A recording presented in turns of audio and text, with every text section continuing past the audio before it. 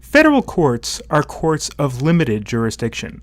This means that federal judicial power extends only to specific and limited types of cases. This presentation will discuss federal courts' subject matter jurisdiction. Before a court can get to the merits of a case, it must have the authority to decide the issue at hand. The authority of the court to render a decision on a type of case is called jurisdiction over the subject matter. While courts also require authority to determine the rights and liabilities of the parties before it, a concept known as personal jurisdiction, this discussion is limited to the types of cases federal courts may hear. The rules governing subject matter jurisdiction in federal courts are derived from two sources. First is Article 3, Section 2 of the United States Constitution. Article 3 lists the types of cases that federal courts may hear. The categories allowed to federal courts under this provision are broad and encompassing. However, authority to hear a case under the Constitution is insufficient to allow federal court subject matter jurisdiction. Rather, since Congress sets up and establishes the rules for federal courts, there must also be statutory grounds for jurisdiction. The United States Code, in Title 28, starting at Section 1331, sets forth the types of cases that may be heard in federal court. The two most important federal statutes that grant jurisdiction to federal courts appear in Sections 1331 and 1332. Section 1331's grant of jurisdiction is sometimes known as federal question jurisdiction, while 1332 establishes federal jurisdiction based on diversity of citizenship. This presentation will focus on federal question jurisdiction.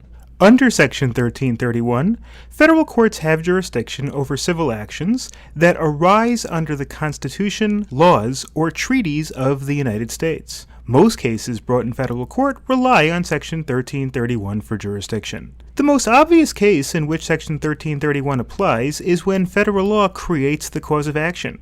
For example, a lawsuit brought by one company against another under a cause of action created by the Sherman Antitrust Act could clearly be brought in federal court because the claim arises under federal law.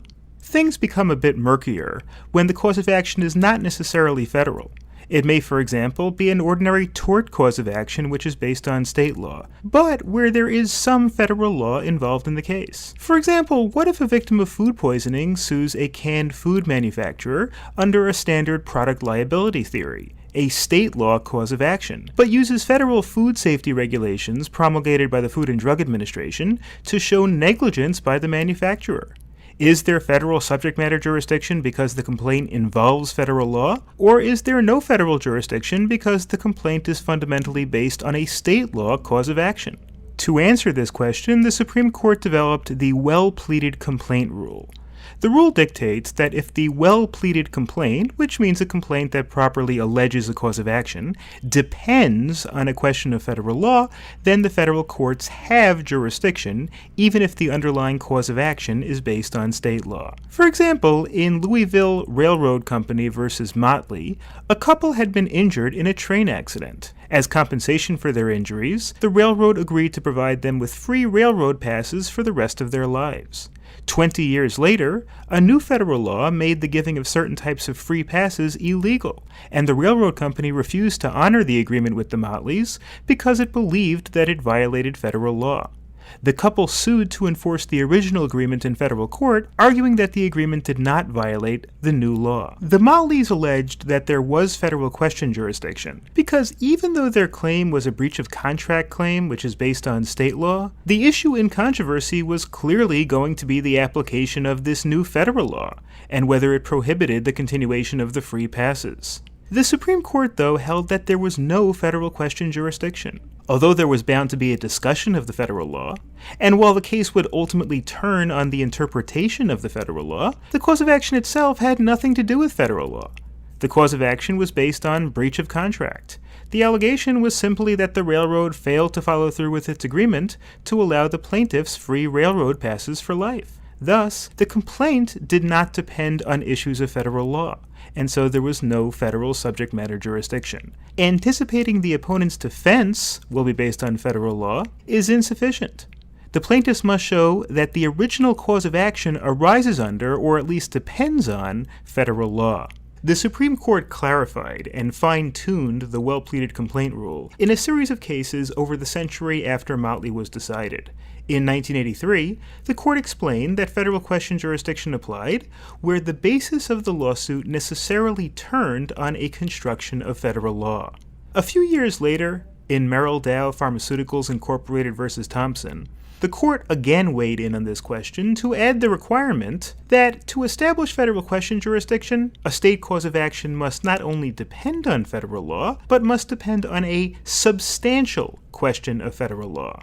That case was a product liability action that in part alleged misbranding of the drug Bendectin under the Federal Food, Drug, and Cosmetic Act. While conceding that the cause of action depended on interpretation of the Food, Drug, and Cosmetic Act, the court nevertheless denied federal question jurisdiction because the violations alleged here were not substantial enough, and the record indicated that Congress didn't intend violations of the Act to lead to federal causes of action. The Merrell Dow Test defined the issue as interpretation of congressional intent. If the question was important enough that Congress likely would have approved the issue being decided in federal court, that's sufficient. 20 years later, the Supreme Court applied this in Grable & Sons Metal Product Incorporated versus Daru Engineering and Manufacturing. There, the IRS had seized Grable's property to satisfy a federal tax debt. Grable brought an action in state court to quiet title, which means to get a judgment that the property was his, arguing that the IRS had not satisfied certain notice requirements before seizing the property. Here, the court held that the state cause of action did depend on a substantial question of federal law, because the federal government had a strong interest in collecting delinquent taxes. While applying the well-pleaded complaint rule for federal subject matter jurisdiction is obviously a complex process, the rules seem clear that where federal law creates a cause of action, federal courts automatically have subject matter jurisdiction to hear the case.